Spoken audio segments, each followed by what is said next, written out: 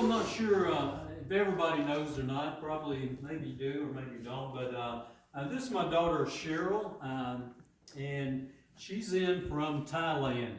Okay, she's been here about 5 weeks now, or something like that, 4 or 5 weeks, and she's been over there 5 years. Okay, this is her first time in 5 years, and she does missionary work over there, and she teaches English as a second language to little Thai children, all the way up to older ladies, in fact. And I'm going to let her, if I keep talking, I'm going to take everything she wants to say. But I'm going to ask her to come, and she's going to share with y'all a little bit about what she does in Thailand. And hopefully it won't be another 5 years before she comes back again. But anyway, while she's here, I wanted to be sure y'all got to meet her and knows what she does over there, because she's going to be going back. In fact, we take her to the airport Wednesday, if everything works out right, and so she'll be flying back. So y'all be praying for her, and you come and share with them.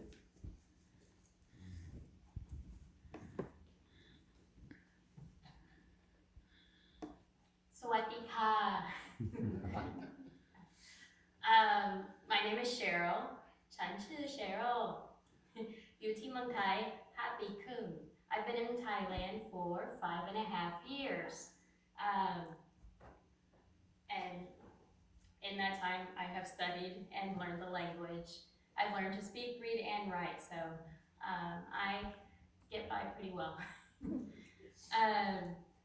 So to start with, I just wanted to give you some perspective on Thailand as a country. So Thailand, if we look at its size, Thailand is about 1.3 times smaller than Texas. Okay, but its population is more than 70 million. Wow. And Texas is only at 30 million. So this give you some even further perspective on population. If you break that down a little bit more and look at Bangkok, which is the capital city of Thailand, where I live and serve, and then look at Houston, you'll see that Bangkok's population is almost 11 million, whereas Houston's only at 2 million. Wow. And then the churches, for Bangkok, you're only at 449 churches for the whole huge city of Bangkok. But you look at Houston, where the population is so much less, and you have over 2,000 churches. Wow. So this gives you a perspective of what Christianity is like over there. Their main religion is Buddhism. That's 93.6%. And then they have some Islam. But then Christianity is right at about 1%, really. It just varies from there. And it's been that way for years. And the main reason for that is Buddhism is their religion. But more than just a religion, it is their culture, who they are. They feel like to take away Buddhism is to take away who they are as a people. They think they're born into it, and this is what, my parents, their parents have done for years and years and years. If Buddhism was good enough for them, it's good enough for us today. And because Buddhism is such a peaceful kind of religion and accepting, they want to accept Jesus too, but they won't turn away from the Buddhism. So they, have their Buddha up there, and then they'll have their Jesus up there. So to have true conversion has been a very difficult thing for people to find there. And so Christianity remains at just a little over 1% for years and years and years. But as the world changes, technology advances, the people of Thailand have more access to the world around them than they've ever had. And it is causing a shift, which I think is the perfect time for Christianity to take hold and people to really find Jesus and move beyond what was to accept new. So I think we're in a really good time for Thailand, and the possibilities for Christianity growing is I think it's gonna happen. So that is Thailand, just a quick snapshot. And now I'll tell you a little bit about what I do. So I'm basically what you'd call a traveling English teacher. And I got this, I started this with COVID. So in Thailand, COVID locked down and shut down their country like way more than America ever did. Schools closed down, you had to work from home, nobody was supposed to go out the house, the only stores open were to sell groceries, everything was closed. And so life just basically came to a standstill. And as things started to open up just a little bit, they relaxed, let you go out a little bit more, but schools were still closed and people were still working from home. There was a group of moms that wanted someone to come to their home and teach their 3 2-year-old boys. And so a ministry I had previously been involved in before COVID came and closed everything down. She called me and said, "Hey, I think this is close to you. Would you be interested?" And so I was like, "Yes, absolutely." COVID has shut us all down. We can't do anything. This is like my first chance to actually get out of the house and start doing and serving again. And other than, some online stuff, but I look personal more. So this came out of COVID. I was teaching these 3 little boys 5 days a week, 3 hours a day. And I taught them English and play, and I just did everything in English so that they could be exposed to it and further their skills a bit. And basically, if you want to go, especially in Asia, want to start a ministry, teaching English is the #1 way to get in. And that's because education is extremely important to having access to better jobs in the future. So all parents want their children to learn English. They want them to have more opportunities than they had growing up. So that's an open door right there. You want to teach English? Come on. And so you get in there. I go into these houses and I teach English, which allows me to build these relationships with these families and build this trust with the children and the families themselves. And it's my open door. So where do I go from there? My heart told me I wanted to do more. I'm ready to be able to share Jesus with these kiddos and really start a ministry. So these are my current private study students, okay? These guys, for the most part, I travel to their homes to study with me at my house on the weekend, on Saturdays, and then there's an adult, right at the bottom, kind of middle. She studies online with me, and she's about 55 years old. So even as adults, they are always seeking to improve their English skills so that they can better communicate with the world and do a better job at work. But I had a vision. I wanted to share Jesus with these people, their families. I wanted to have that opportunity, so I started praying. I currently lived in a small little apartment. I mean, it was pretty small. It's just a bed, a desk, and a bathroom. That's pretty much all that could fit in there. And so I started praying. And I said, "God, I want to share Jesus. I want to be able to, teach these kids the Bible, not just English. I love being a teacher. I love teaching. So teaching English is fulfilling in some way, but I didn't go there just to teach English. I wanted to share Jesus, the same love of Jesus that I've experienced in my life that has been life-changing and, brought me to the point where I want to share with others as well. That's why I'm here." And so I prayed for space. I said, "God, help me.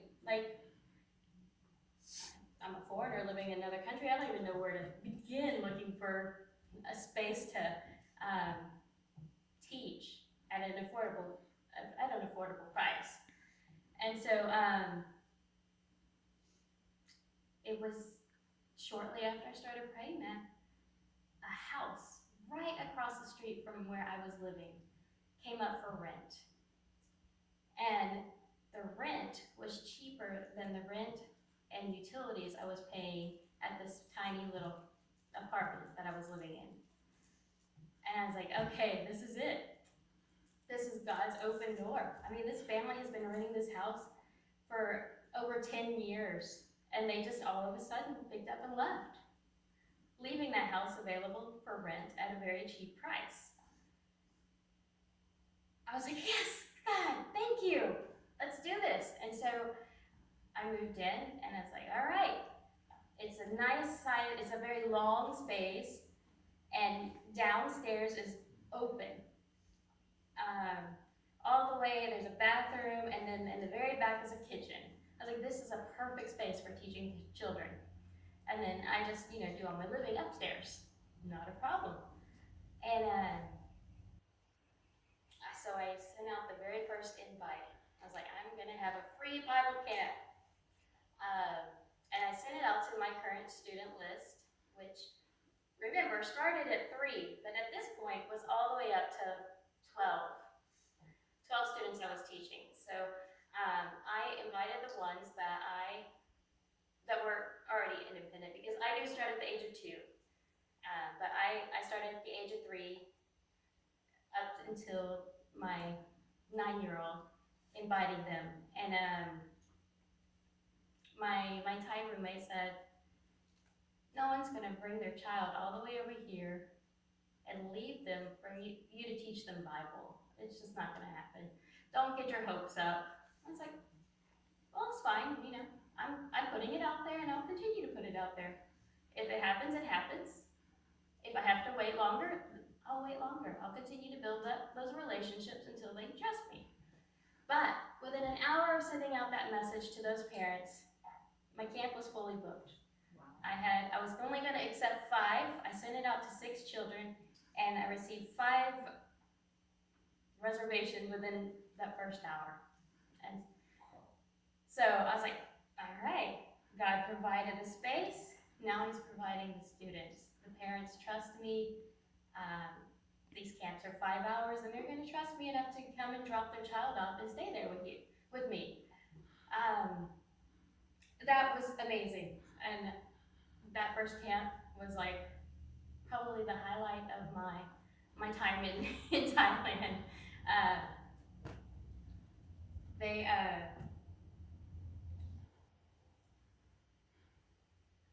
I'll tell you about the camps first. That'll be a better thing. Free Bible and English camps. So these camps are 5 hours long. They include free snacks, lunch, as well as all teaching materials and supplies that I use for crafts, games, science. Everything I do is related to the Bible story that I use for that day, and I make sure to tie everything into that and have them retell it and practice, so that they too can take what they've done there, take it home, and what is the first thing a child does when they get home after doing something fun? They tell their parents. They tell mom and dad. Mom and dad even ask, well, what'd you do? What'd you learn about? And because we have rehearsed the story, I've given them props, I've given them sequencing, I've given them story wheels or a storybook with simple English. They are able to share what they've learned at home as well. And that first camp filled up, and there have been children coming ever since. Not only has it just been those children, but they've started inviting their friends. One of my old Thai English teachers saw it, I posted it on Facebook, and she's bringing her child now. So my ministry spreads by word of mouth, and people recommending me to others, or then seeing it on Facebook and them coming to me. I have not gone out and found anyone on my own. God has provided for this ministry, 100%. I did not go out looking for a space. I simply prayed and it opened up right in front of me. I mean, I can't speak to God's provision enough in all of this, starting this ministry from the ground up. Like, I started with 5 children coming for camps, and the next time 6 children, the next time 8 children. I now have anywhere from 3 to